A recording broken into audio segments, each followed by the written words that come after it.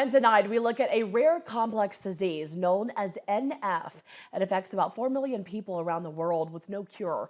And tonight's Healthbeat 4, Taylor Deckert shares the story of a child in Yankton learning to live life to the fullest despite having the rare disease. Meet Weston, a 9-year-old who lives in Yankton, South Dakota, currently living with NF. NF is short for neurofibromatosis. Weston has neurofibromatosis type 1, and it causes tumors to grow anywhere on the body, on a nerve, so anywhere in the body. Even the back or the front, the side, the head. His mom, Naomi Kucha, says Weston is thriving being a kid, but with some side effects. Learning difficulties. Learning difficulties. He has some speech problems. It can cause bone abnormalities, where the bowing of your tibia is usually what happens.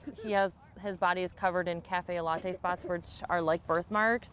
They're just larger, and then he's got probably anywhere from 60 to 80 of them all over his body. She started to notice the onset of the disease in him at a young age. Doctors were unsure of it at first.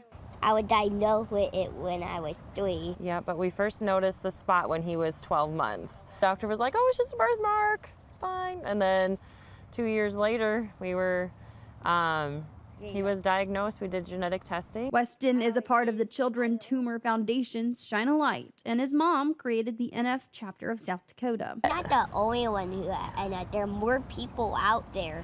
The overall goal is to raise awareness, fund research, connect those with the disease, and better the lives of those living with NF like Weston. Most of the money that is raised goes to research, and that research is really needed right now to help us get drugs for tumors, for helping them stay small, things like that, and then also for a cure, because we also need that as well. Help donate money to scientists so they can make a cure.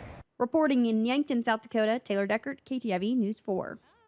And to learn more about the Children's Tumor Foundation and the South Dakota NF Connections program, you can check out this story right now on KTIV.com.